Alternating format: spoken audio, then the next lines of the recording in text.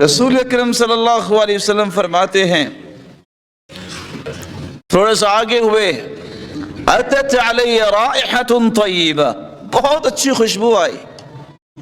میں نے پوچھا یہ کیا ہے؟ مسند احمد کی روایت ہے، کہا یہ ماشطہ بنت فرعون اور اس کی اولاد کی خوشبو ہے۔ ماشطہ بنت فرعون، یہ کون ہے؟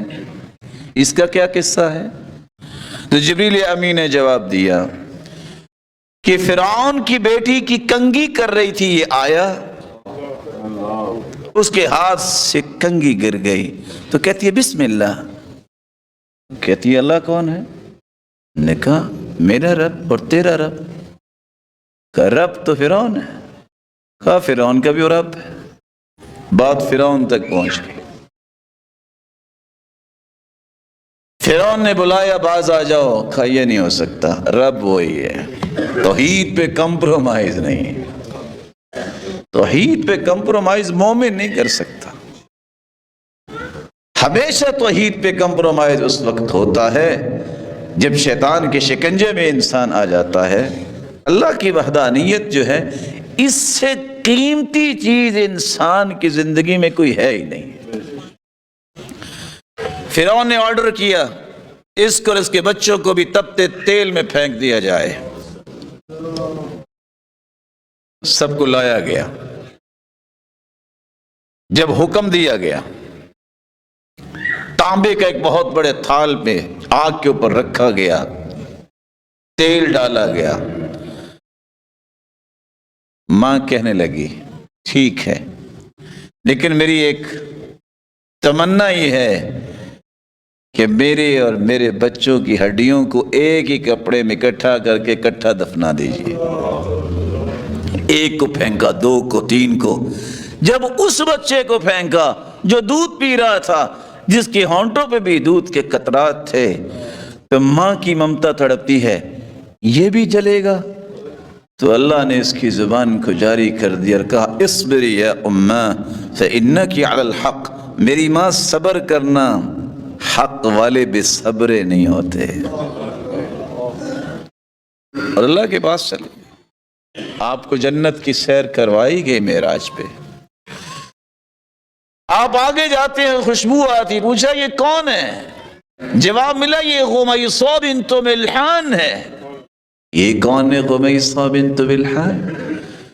ایک بیٹا اللہ نے دیا، بیمار ہو گیا، خامد اپنے کام کاج پہ گیا ہے، بیٹا پیچھے سے فوت ہو گیا، نہ اس نے شور مچایا، نہ بین کیا، اور نہ آج کل کے ماحول کے مطابق ٹکریں ماری، نہ اپنا گریبان چاک کیا، نہ اپنے ہی چہرے پہ تمانچے رسید کیے، انا للہ پڑھا، غسلت ہو، کفنت ہو، حنطت ہو، خود ہی غسل دیا، خود ہی کفن دیا، خود ہی خوشبو لگائی، اور گھر کے ایک زاویے کونے میں لٹا دیا۔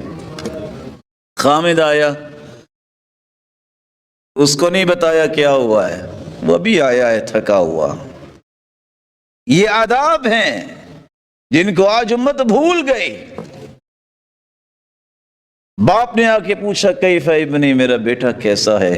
تو جواب دیکھیے گا، یہ تھی اللہ کے رسول کی تربیت۔ بیٹا کیسا ہے؟ کہتی اہدى ما کان، پہلے سے سکون میں ہے۔ جب فوت ہو گیا تو کس کے پاس چلا گیا؟ تو یہ تو ایک بناوٹی بات ہے جو لوگوں نے بنائی ہوئی ہے کہ اللہ 70 ماؤں سے زیادہ محبت کرتے ہیں۔ 70 کا کیا معنی؟ 70 کھر بھی مائیں جمع ہو جائیں تو اللہ ذوالجلال جیسی محبت دے ہی نہیں سکتی، کیونکہ 70 کا تذکرہ ہی نہیں حدیث میں۔ یہ تو اللہ کی رحمت کو بہت چھوٹا بیان کیا جس نے کیا۔ اگر بھول گیا ہے تو اللہ اسے معاف کرے، اور اگر جان بوجھ کے کہتا ہے تو اسے توبہ کرنی چاہیے۔ اتنی بڑی محبت، اتنی بڑی رحمت، 100 رحمتیں اللہ نے پیدا کی، ایک رحمت صرف دنیا میں بھیجی ہے، 99 تو اپنے پاس چھپائی ہوئی ہیں۔ پوری دنیا کے اندر انسانوں، جانوروں، پرندوں، ہر چیز کی محبت اللہ کی ایک رحمت کی مرہون منت ہے۔ تو 70 کا کیا معنی ہوا؟ اپنے افکار کی درستگی کیا کریں، وہ چیز جو قرآن و حدیث میں آئی ہے اس کو فکر بنائیے، یہی وہ ہے جو اللہ کے ہاں قابل قبول ہے، بناوٹی باتوں کی طرف نہیں جانا چاہیے۔ رسول اکرم صلی اللہ علیہ وسلم فرماتے ہیں جنت کی سیر، اس عورت کی جب خوشبو آئی تو نتیجہ کیا نکلا؟ اس نے کھانا پیش کیا، اس عورت نے کچھ وقت کے بعد ثم تجملت له كما تجملت له من قبل، پھر اپنے آپ کو اس نے بہتر کیا اور اپنے خامند کے پاس آئی۔ کچھ وقت گزرنے کے بعد پوچھتی ہے لو ان قوما استعاروا شيئا، اگر کسی قوم نے ادھار لیا ہو تو واپس کرنا چاہیے کہ نہیں؟ خامند نے کہا کرنا چاہیے۔ قال هم يمنعوا، کیا ٹھیک ہے کہ وہ کہیں کہ ہم نے واپس نہیں کرنا؟ کہتے بئس ما قالوا، ادھار جو لے اس کی تو ذمہ داری ہے، انما جزاء السلف الحمد والادا، کہ وہ جس سے قرض لیا ہے وقت پہ واپس کر دے اور ڈھیروں دعائیں دے کہ مشکل میں کام آیا ہے۔ تو غمیصہ کہتی ہیں اب ابنک، اللہ نے بیٹا ادھار دیا ہے واپس لے۔ اس قدر صبر کی پہاڑ عورت، شور تک نہیں مچایا۔ آج تو لیٹ ہو جائے خامند آفس سے تو اللہ کے پاس بیٹا چلا جائے، وہ کہتی مارا ہی تم نے، تم ڈاکٹر کے پاس نہیں لے کے گئے اس لیے فوت ہو گیا۔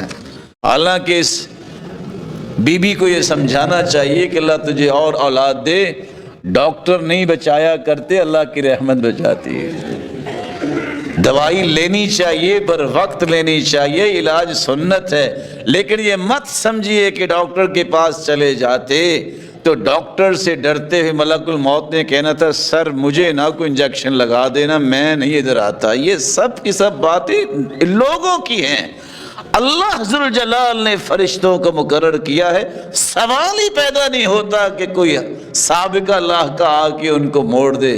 جب حکم آیا ہے کہ اللہ ذوالجلال کا ہے تو فرشتے نے اس وقت جان قبض کر لینی ہے، وہ ڈاکٹر ہی کیوں نہ ہو، مریض کی تو دور کی بات۔ اس لیے عقائد میں خلل نہ لایا کریں، عقیدہ مضبوط ہونا چاہیے۔ ہمیں اسباب کو اختیار کرنے کا حکم ہے، دوائی لیں گے، علاج کروائیں گے، ضد نہیں کریں گے، لیکن یقین کیا ہے؟ اللہ نے چاہا تو اس دوائی میں اللہ تعالیٰ نے شفا رکھی ہوگی تو ملے گی، نہیں تو نہیں ملنی۔